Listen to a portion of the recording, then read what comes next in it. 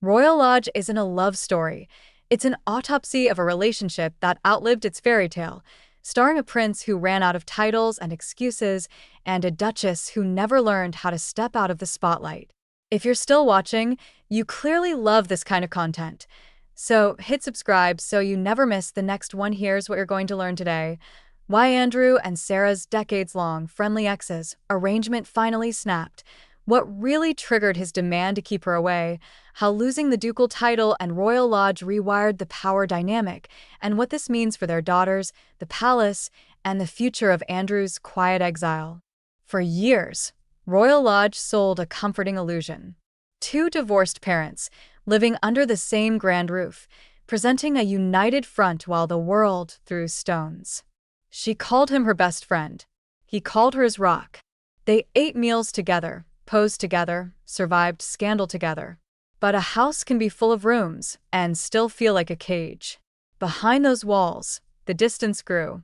Not the kind you measure in footsteps, the kind you measure in silence. Insiders say Andrew has now made one thing brutally clear.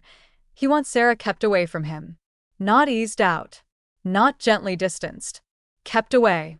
It's a demand that slices through decades of curated normalcy and exposes a truth the photographs never could. The friendship was real, but it was also fragile, and the pressure finally broke it. Why now? Start with the title, because titles are currency in that world. Andrew's was not merely suspended in spirit.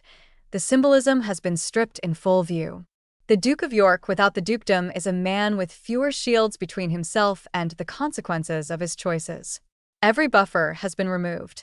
The move to Sandringham is not a relocation. It's an internal exile with manicured lawns. And in that kind of exile, resentment looks for the nearest target. Sarah was close enough to touch, and too close to ignore.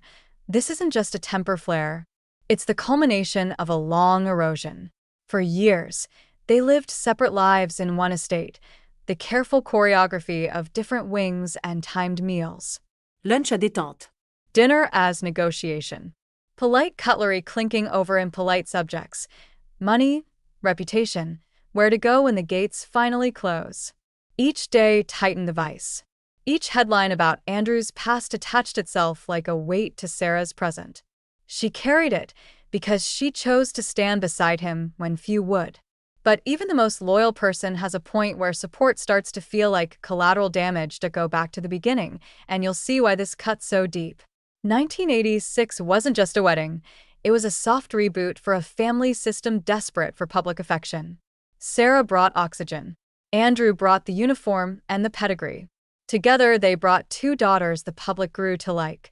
Women who have tried to build lives with grace while their father's name became a cautionary tale.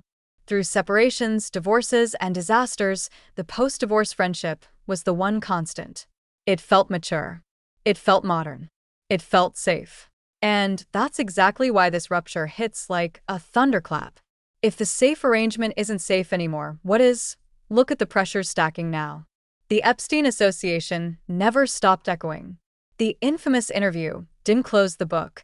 It nailed it open. The title's removal isn't a paragraph. It's a chapter heading. And the house itself, Royal Lodge, has turned from sanctuary into symbol. It costs a fortune to maintain. It screams yesterday's privilege, and it sits a short drive from the very castle that now treats Andrew as a shadow on the lawn. When a man loses status, home, and public purpose, he starts redrawing his private borders. Keep her away is a border written in permanent ink, but don't mistake this for a one-sided meltdown. The fury described around Sarah isn't theatrical. It sounds like a woman who finally said the quiet part out loud. She stood up for him when doing so set her reputation on fire. She endured the whispers that every Andrew headline belonged to her. 2. She carried the cost of staying close to a man the institution has methodically moved off stage. Loyalty can be noble. It can also be suffocating. If she finally demanded accountability for the lost title, for the lost home, for the lost years, then his demand for distance is as much about silencing the mirror as it is about silencing the ex-wife. And what about their daughters? Beatrice and Eugenie are the rarely acknowledged heart of this story. They have careers, families, and a relentless task. to be loving daughters without being permanent spokeswomen for their father's fallout. The parents' unity made that balancing act possible. If Sarah and Andrew now fracture in public or private, those carefully threaded lines pull taut. Fewer holidays together. Different houses. More questions they'll never answer on camera. The next generation always pays the invoice for the last one's mistakes. Zoom out to the institution. King Charles's calculus is straightforward. Protect the crown, even if it means cutting into the family tree. Streamline the working roster. Reduce the noise. Move the embarrassment far from the center, and absorb the political bruises now, not later. That strategy leaves very little room for complicated, and Andrew and Sarah are nothing if not complicated. Their arrangement at Royal Lodge kept the tabloids curious, but contained. End the arrangement, and you risk a short burst of drama in exchange for long-term quiet. The palace can live with a short burst. There's also the ledger nobody likes to read aloud. Money. Royal Lodge costs. Moves cost. Separate living costs. Sarah's financial history isn't a mystery, and neither is Andrew's lack of a public role. The arithmetic is ugly. When the house goes, the bills don't. And without the protective geometry of one address, you suddenly have two budgets, two security questions, two PR headaches. Distance is emotionally expensive, and very literally expensive. S.O. Is this the end of the most famous post-divorce friendship in royal Britain? Not necessarily. But it is the end of its mythology. The myth said they were proof that love could mutate into loyalty and stay there forever. The truth is that love mutated into loyalty and then kept mutating under pressure until it turned into something brittle and sharp. When the final boxes leave Royal Lodge and the keys change hands, the friendship will face its first test without the house that kept it alive. Here's the uncomfortable lesson, hiding in plain sight. In royal life, relationships don't collapse all at once. They collapse by degrees, title by title, room by room, dinner by dinner, until one day a sentence lands on the table like a verdict. Keep her away. That sentence is not a beginning. It's the confession that the ending has been underway for years. Oh, where does it go from here? Andrew's future is smaller, quieter, more supervised. Sandringham is not a social life.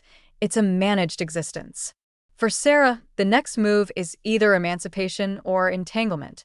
She can follow him into the long hallway of exile, or she can step into the glare alone and rebuild without the permanent shadow. Either path is risky. One drains her in private. The other exposes her in public. But only one path stops the slow bleed, and for the crown, this is the cleanest mess they can hope for. An ex-duke out of sight. A former duchess repositioned as grandmother, author, survivor. Two princesses who keep their heads down and their calendars calm. If all of that holds, the institution wins by subtraction. You came here for an answer, so here it is. The demand to keep Sarah away isn't just spite. It's strategy, denial, and fear wearing the same mask. It's a man divesting the last person who can tell him the truth. It's a woman staring at the bill for years of loyalty and realizing she can't afford another day of it. It's a house losing its story, a family losing its script, and an institution ensuring the show goes on without one of its most controversial supporting characters. Tell me what you think. Should Sarah finally cut the cord and walk her own road, or does a decades-long bond obligate her to stand by him until the very end?